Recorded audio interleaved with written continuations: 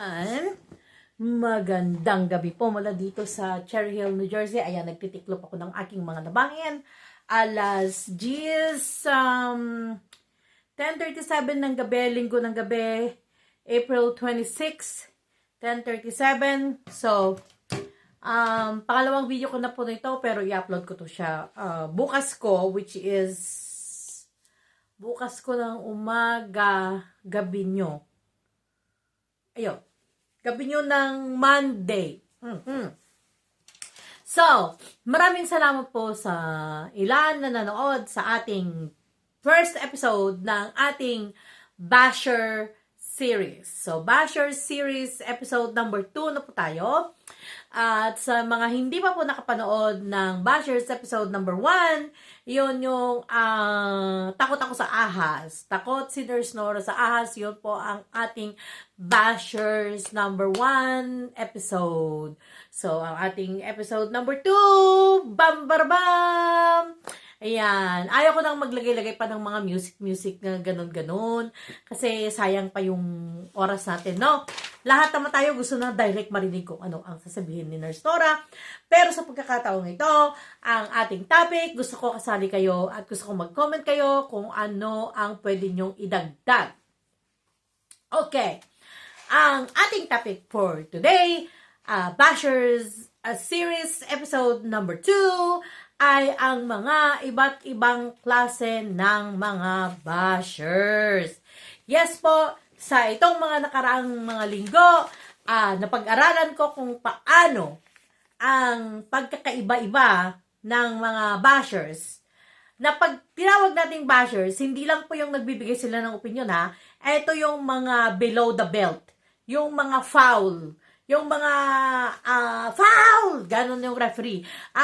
Pag sa boxing, dapat hindi ka susuntok sa below the, mas mababa pa sa belt o sa bewang. Ang ginagawa ng mga bashers na to is nanununtok sa baba ng bewang. At kung nasa basketball naman, foul ang mga pinaggagawa o pinagsasabi ng mga bashers na to. Kaya, bato-bato sa langit, ang tamaan po, wag magagalit. Well, gaya ng sabi ko, ako po ay pinanganak ng February, kaya kung minsan may pagkakulang-kulang ako. At yes, at pumapatol po ako sa mga bashers na matindi. Anyways, ayan. So, kita nyo naman, matutulog na ako. Dapat matutulog na ako. Pero sabi ko, mag-video muna ako. Para nang sa ganun is, kung magiging super busy ako sa work bukas, is at least meron na akong upload. Para nang sa ganun is, matuloy-tuloy natin ang ating Basher episode. Kasi talaga excited ako talaga. Excited talaga ako sa pag-video ng mga bashers na to. Na, oh my gosh, like, meron pa yung, bago natin ituloy sa topic, meron pa nagsabi na, ang tawag ito, ang taba-taba mo, anong dambuhalang ito, ang taba-taba, ganon. Pero yung nagsasabi ng ganon, tignan mo yung mga profile nila, no? Mga bata pa kasi kayo. Ako nung, hindi ko pa nararating ang 52 years old, payat ako. Pero nung dahil sa chemotherapy, sa steroids, sa cortisol level, ganon, kaya lumaki ako. Pero hindi ko yun ikinakahiya, no? Ang kasi, kung papayat ako, okay pa rin yung itsura ko. Ang problema, yung mga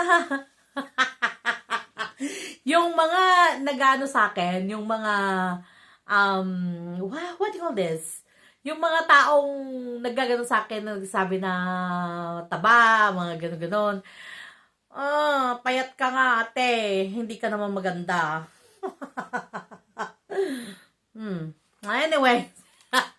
Anyway, sorry. Excited lang talaga ako.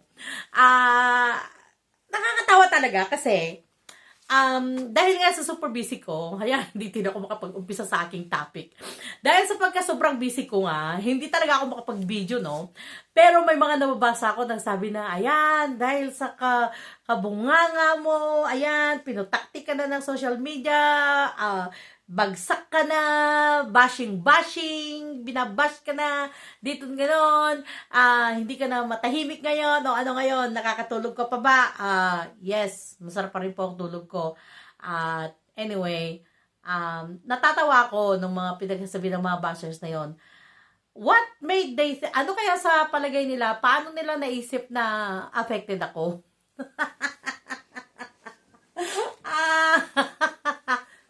Ayan. Shoo. Anyway, ano-ano mga iba-ibang klase ng basher na to. So, kaya sabi ko gusto ko maki-involve kayo kasi baka may mga hindi ako mabanggit. So, masyado na magiging mahaba ang ating video. Kaya ayoko naman masyadong mahaba, no? At least as much as I can, hanggang 15 minutes lang tayo. Kasi, syempre, marami naman kayong papanoorin. Papanoorin nyo pa yung mga videos ng Pugong Biyahero Team. So, ayan. At alam ko naman na, syempre, kung may time lang kayo, sa kanya ako panoorin. Alam ko naman yun, gets ko naman yun, naiintindihan ko naman yun. Hindi naman ako, alam mo yun, yung priority. At alam ko yun. Alam mo yun, yung real talk tayo, no? Yung real talk lang tayo. Alam natin ang katotohanan. Hindi tayo pwedeng mag-isip na I'm somebody because I'm not. Anyway, iba't ibang klase ng mga bashers. Gaya ng sabi ko sa loob po ng ilang linggo na nakita ko, na pag-aralan ko ang mga iba't ibang klase ng mga bashers. Una, yung mga nakikiride on lang. Yung mga naka-data lang. Yung hindi naman talaga nila pinanood yung mga video ko, no? Hindi naman talaga nila pinanood. May nagbasa lang sila ng comment na isang negative. Kasi yun ang gusto nilang makita eh. Gusto nilang makakita ng negative na comment laban sa akin at nakiride on na sila doon. Na kahit hindi naman nila alam talaga, hindi naman talaga nila pinanood yung video ko at ayun, nakisaw-saw nila, type. Ay, hindi pala, ang ginagamit pala nila, cellphone, hindi pala computer, para keyboard. Ganyan na sila. Ikaw na matandang dambuhala ka, ganito ka, ganyan ka, kahit wala sa topic. Anyway, yun ang isa sa mga nakita ko na klase ng mga bashers. Yun talaga namang, yung nakikiride on lang, nakikisaw-saw, nakikisama lang kung ano yung nakita niya, ano yung nabasa niya. Kasi nga, nakadata lang. So, walang perang pambayad ng load. Kaya, instead kasi na nakikisaw-saw ka, magtrabaho ka na lang siguro, no, para may pang-load ka. O, PM mo ako, bigyan ka ng pang-load.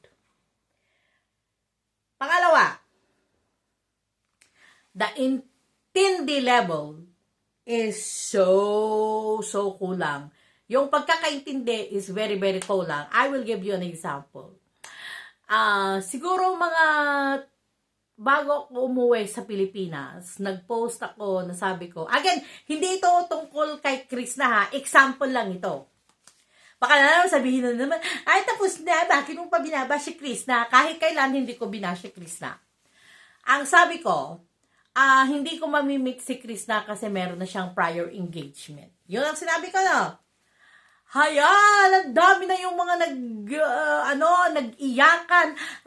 May ka-engage na siya. May boyfriend siyang iba. Ay, yes, ganun po. Na hindi nila alam kung anong ibig sabihin ng prior engagement. So, marami yung mga nagbabash na hindi naman talaga naiintindihan kung ano yung pinapakinggan nila. Kumbaga kasi, hindi naman natin sila masisisi, yung level ng understanding nila, yung utak nila, yung kayang pag-intindi ng kanilang sentido komon is medyo kulang. Kaya, itong mga basher na to, hindi ko sila masisi, no? Dahil nga, sa kulang sila na pag-intindi, siguro dahil na rin sa language barrier, probably, kasi hindi sila Tagalog talaga. So, ang nangyayari is, hindi nila masyadong naintindihan yung konteksto, kung ano yung kabuuan ng sinasabi, at ang nangyayari, binabash dahil sa hindi nila pagkaintindi kung ano talaga yung ibig mong sabihin. I will give you an example. Kasi meron tatanong, Madam, bakit mo sinabi na kung ikaw hindi mo bibigyan ng second chance si Krishna? Example lang to ha, hindi to pang babash kay Krishna. Hindi ko binabash si Krishna. Paalala ko ha, yung mga ilang videos ko, more than 10 ng videos ko, wala akong ginawa kung hindi pagtanggol si Krishna. Kaya huwag niyo sabihin na binabash ko si Krishna. Ito example na sasabihin ko. Yung sa live ko na yon, sabi ko doon,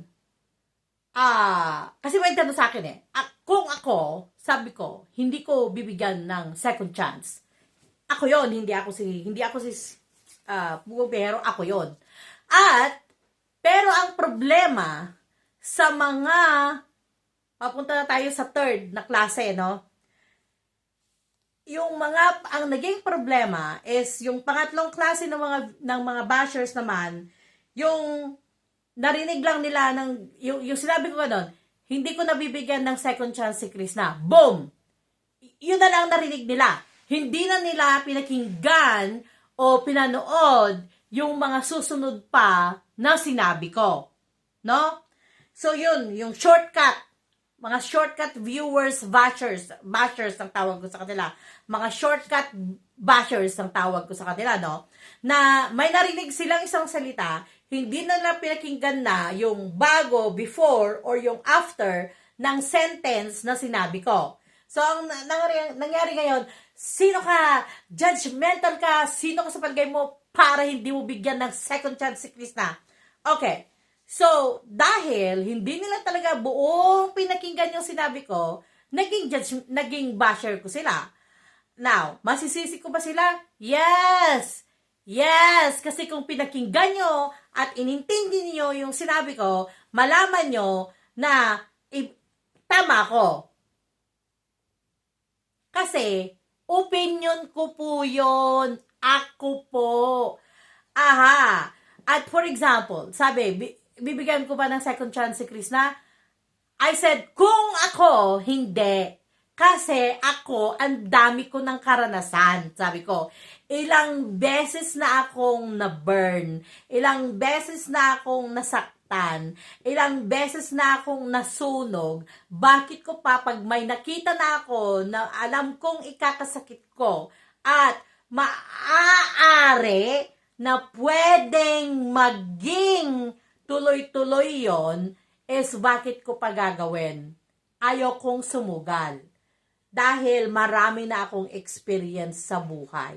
That's me. That's my opinion. No? At hindi lang naman kasi, tapos sabi, you called her a cheater. I didn't call her a cheater. Ang sabi ko, ganito ang sabi ko.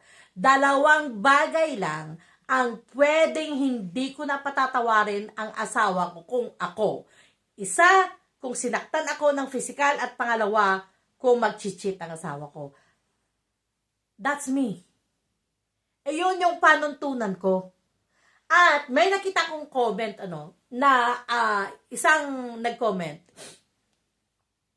Sabi niya, ako ma'am, ilang beses na akong niloko ng asawa ko, pero paulit-ulit ko siyang pinapatawad. Isa sa mga nag-comment, sinabi niya, paulit-ulit ko siyang pinapatawad, paulit-ulit ko siyang binibigyan ng chance. O ngayon, yun ang ibig kong sabihin. Isa sa mga nag-comment noon, subscribers ang nag-comment noon. Kasi yun yung iniiwasan ko, no? Na niloko ka one time, lolokohin ka ulit, patatawarin mo, bibigyan mo ulit ng chance, lolokohin ka ulit, bibigyan mo ulit ng chance, at paulit-ulit ng paulit-ulit ng paulit-ulit. Kaya sabi ko, yun ang aking pananaw, na hindi lang naman sa cheating kasi, kahit sa ano pang bagay, ayaw ko, kung ako. Kung may nakita na akong isang red flag, meron na akong isang bagay na alam ko na hindi para sa akin maganda, is, habang maaga pa, itigil ko na. Kasi, bakit ako magpapakatanga na posible na maging paulit-ulit pa dahil sa akin ng mga naging karanasan. So yun, ang pangatlong klase ng mga bashers. ayun yung mga shortcut viewers lang.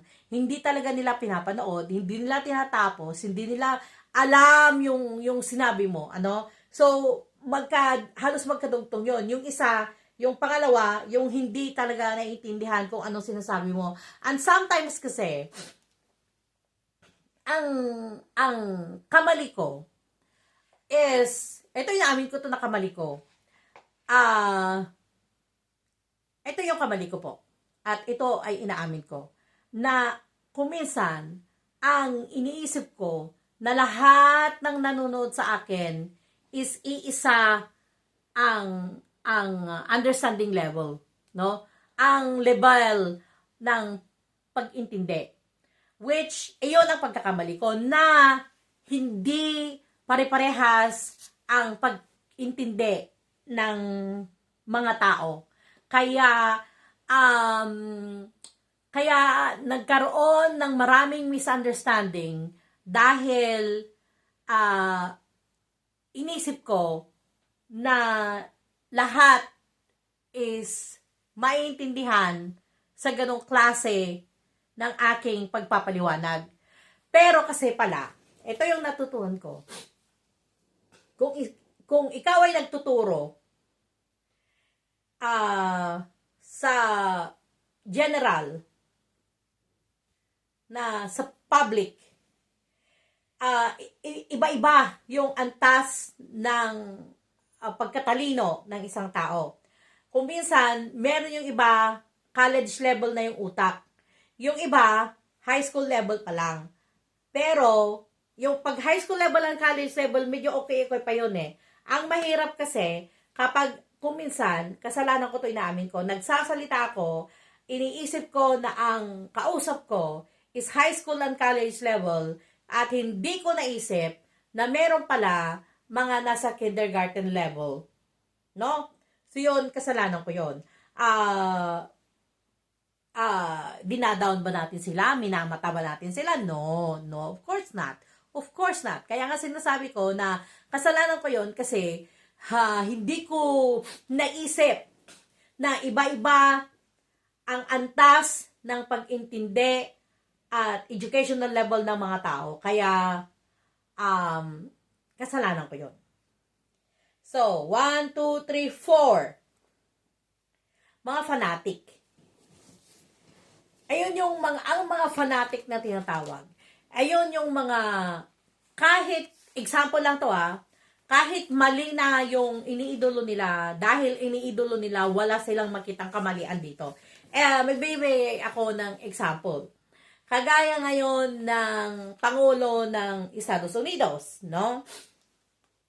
So, bago siya nanalo bilang Pangulo, napatunayan ng korte na siya ay nagkasala sa kasalanan na sexual, rape, at sexual misconduct, sexual harassment. Napatunayan po yun ng korte. So, ngayon, meron akong kakilala, actually kasama ko sa bahay, na talagang iniidolo niya talaga. Sabi ko sa kanya, bakit mo iniidolo yung taong yan? Napatunayan ng korte na may mga ganito kasalanan siya. Hindi lang ito tabloid, hindi lang ito social media, hindi lang ito balibalita, kundi talagang napatunayan ng korte. At alam nyo, ang korte dito sa Amerika, hindi gaya sa Pilipinas na pwede mong bayaran ang judge. Dito hindi. Talagang maglalaban talaga ang defense at saka ang legal team talaga. Ipapakita talaga ang mga proof, ang mga pruweba, at walang pwedeng under the table dito. Ang justice dito is hindi kagaya sa Pilipinas, no? Pagdating sa mga bagay na ganyan. So, alam niyo yung sabi niya, yung sabihan ko na tao na, bakit ganito na, napatunayan na nga na ganito siya? Bakit masyado pa rin iniidolo? Alam niyo kung anong sabi niya? Naku, hindi totoo yun. Sinungaling yung korte na yan. Hindi yung totoo.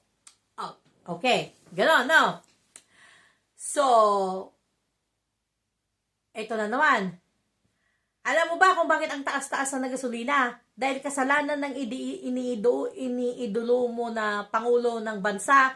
Dahil kung hindi siya nakipagdigmaan sa bansang ito, is hindi dapat naapektuhan ang presyo ng gasolina.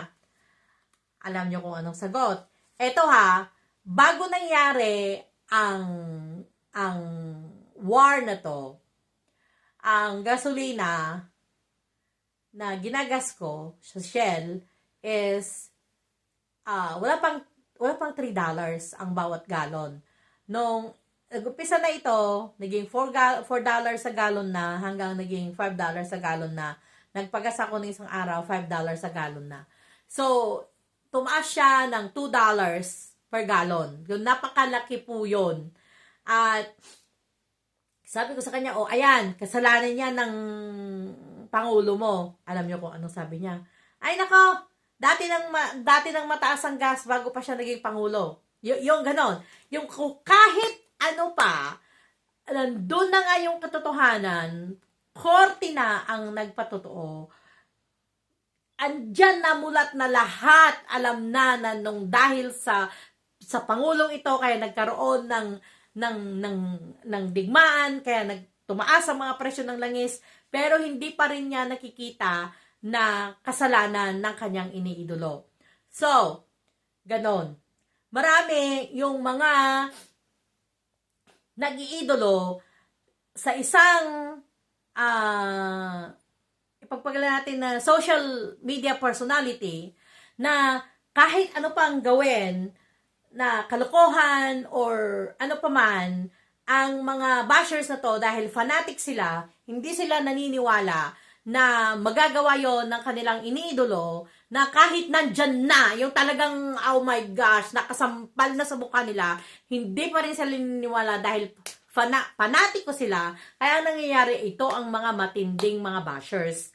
Na yung mga panatiko talaga, ipaglalaban nila talaga, sige, kahit, nako. At ang hirap sa mga panatikong bashers na to, hindi lang nila yung sasabihin yung ano talaga, kung ano talaga yung pinaglalaban nila. Alam niyo yun? Pero ang gagamit sila ng mga salita na iinsultuhin kung sinong gusto nilang insultuhin at babatuhin nila ng mga salita na halos hindi malamon ng hayop ang mga binabato nila sa tao na galit sila, na akala nila kumukontra sa taong iniidolo nila. So, ito yung mga panatiko talaga. So, yon yung pang-apat na klase na napansin ko, na pag-aralan ko sa mga nakaraang linggo na to. At ang pang-5 is ito yung highest level. Ito yung masama lang talaga ang pagkatao. Yun. Masama lang talaga ang pagkatao ng mga bashers na to. Hindi dahil sa panatiko sila, hindi dahil sa mababa ang pag-intindi nila, hindi dahil sa nakadata lang sila, hindi dahil sa hindi nila talagang pinanood ang video, kaya ganon. Pero sila ay talagang masama inside out. Talaga, yung pangit talaga ang pagkatao. No? Sabihin ko sa inyo, actually, isang member ito ng Pugong Bihero Team na talagang nasaktan. Pangalan ng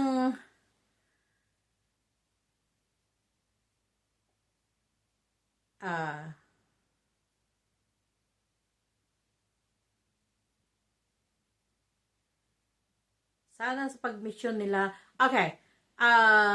Sabi ni Rose Simpas, sana sa pag-mission nila mabagsana sa sakyan nila or mahulog na bangin para manahimik na sila ng totoo, para masaya ang lahat. Pakiko sa inyo. Divine Rebenito ang pangalan. Okay. Now,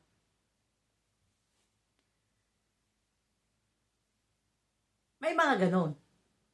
Ayun na yung mga tao talagang masama ang puso. Kasi,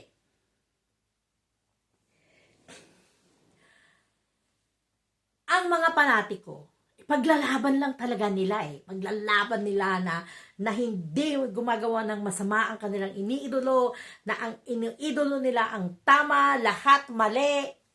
Ganon ang mga panatiko.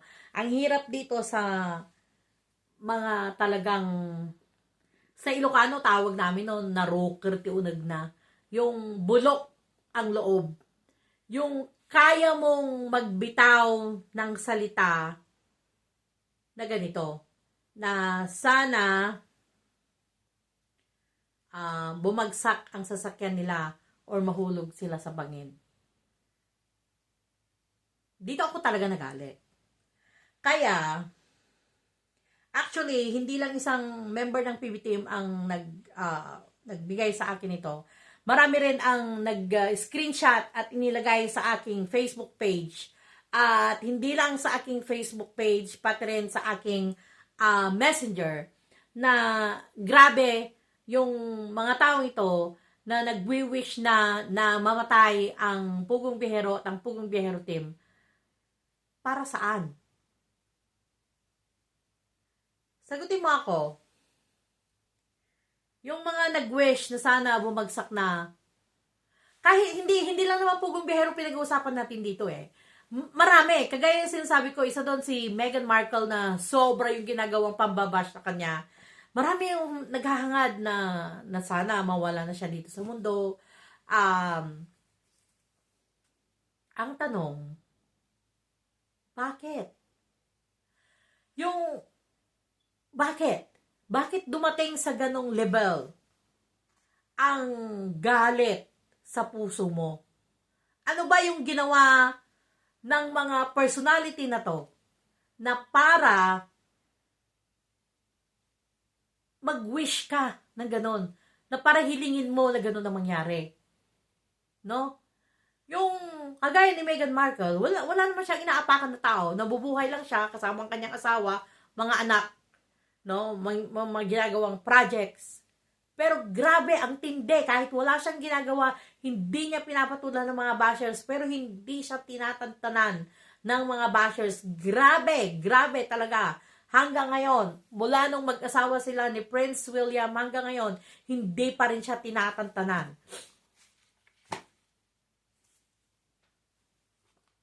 Ito ang pinakamatindi para sa aking palagay na klase ng isang basher. Yung sumobra na eh. So, sumobra ka na sa sukdulan na hindi na tama, no? Unang-una, hindi mo naman pinag-aral yung tao na wini-wish mo ng ganon. Hindi mo naman pinapakain. What gave you the right? Sino ang nagbigay sa'yo ng karapatan para mag-wish ng ganon? At ang hirap pa, nilagay mo pa sa social media. Alam mo ba, na sa totoo lang, yung ipinapakita mo na ganyan, no? Tinuturo mo yan sa pamilya mo eh. Tinuturo mo yan sa mga anak mo eh. Kaya huwag kang magtaka. Huwag kang magtaka. Kayo, na mga bashers, na sumobra na nag-wish na sana mamatay na, sana malaglag sa bangin, sana madisgrasya. Alam nyo, kaya huwag kayong magtaka kung ang mga anak ninyo ay mga magiging kriminal. No, really. Alam nyo kung bakit? Kasi ganyan ka kanega. Kasi ganyan ka kasama. Kung yung tao ang hindi mo kilala, na kaya mo na pagsabihan ng ganon, I wonder kung hindi ka sinusunod ng mga anak mo,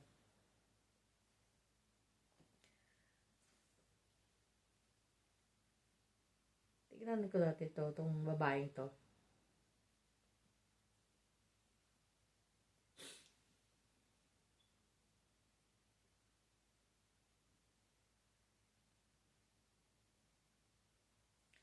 See? Man.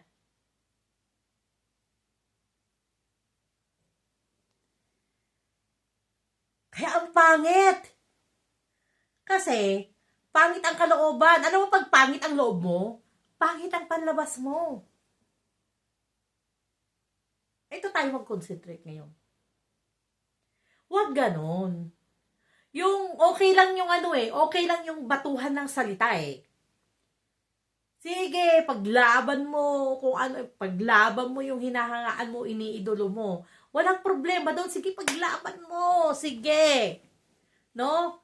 Kasi, paglaban mo. Wala nang dahilan, ipaglaban mo. Kahit na mali ang iniidolo mo, walang problema, ipaglaban mo. Sige lang. Andito naman si Nurse Nora na ano sa'yo yung kakalaban sa'yo No? Ay, hindi mo naintindihan yung sinabi ko. Sige, mambash ka, i-bash mo ako. I don't care. Pero, kaya ako lumabas, kahit ako'y super busy, dahil sa babaeng ito at ang mga iba pa. Nakalimutan ko nga yung mga ibang hindi ko kasi hindi ko kasi sinave Ito lang yung sinave ko kasi. No. Wag ganon. Wag ganon. Kasi nagre-reflect yung talagang nasa kalooban mo. Ulitin ko mabuti yung mga panatiko. Kasi talagang super lang talaga ang pagmamahal talaga nila sa kanilang iniidolo. Kaya talagang aawayin nila ang sino man. Mabuti na yung sana nang away ka na lang Mabuti sana yung inaway mo na lang ako no? Inaway mo kung sino man ang gusto mong awayin para ipaglaban mo lang yung iniidolo. Pero yung ikaw ay mag-wish ng ganon, hindi na yun dapat. Tama na yan, kasi sobrang tapos na yan, Nurse Nora. Bakit mo na inuulit-ulit pa? Yes, ulit-ulitin natin. Kasi, habang may mga taong kagaya ng basher na to, no? Habang may mga taong kagaya niya na hindi siya marunong lumaban ng patas, what do you think is gonna happen? Lumaban kayo ng patas. No? Huwag ganon. Yung sabing tama na, ay paano kung meron ulit? Paano kung darating ulit ang isang magiging, let's say, skandalo sa mga social media personality, sa mga charity vloggers, hindi lang po bihero pinag-uusapan natin dito. Magkaroon ng iskandalo sa ibang mga charity vloggers. So, alam niyo yun, na hindi mawawala kasi hindi perfecto, hindi perfect ang sistema. Meron at meron yang pwedeng mangyari, na pwedeng magkamali, tao pa rin lahat ng tao, pwede pa rin magkamali, at dapat, yung mga taong ganito, ng kagaya ng babaeng ito, is, hindi siya dapat, again, I'm sorry kung ipopost ko yung picture mo kasi ikaw naman ang naglagay ikaw, nag-comment ka naman publicly Buti sana kung hindi ka nag-public ka na di ba, na comment pero nag-public comment ka Sa mga darating na araw, magpo-post pa tayo ng ibang mga picture. Kaya, wala akong magiging problema dito kasi naka-public ka, pinablik mo yung comment mo na yun. At dahil pinablik mo, maraming nag-screenshot. So, kahit pa i-delete mo, naka-screenshot na yun. So, ibig sabihin, public domain. At, yun, itigil na po natin, no? Pwede mong ipaglaban ng yung iniidolo, pero wag ganon. That is already, yung talagang napakasama na talaga ng laman ng puso mo. napakasama na talaga. Walang dapat na pangyayari na to the point na mag-wish ka ng ganon. No? Hindi ka naman niya inagawan ng lupa, hindi ka naman niya pinatayan, o hindi ka naman niya nirape, o hindi ka naman niya inutangan at tinakbuhan. Wala namang ginagawa sa'yo yung tao. Kaya, that's actually like foul. So, yun lang po. Watch out for more. At again, like I said, hanggang masatisfy ako na mapag-usapan ko lahat ang mga nag-aralan ko na mga pambabash sa social media, hindi po ako titigil. Kung merong 100 na manunod sa akin, thank you. Kung may 50 na manunod sa akin, thank you pa rin. Basta meron at merong manonood, hindi ko kayo tatantanan ng mga bashers. At sana, patunayan nyo rin na tama kayo sa akin. Bye. Good night. Matutulog na ako.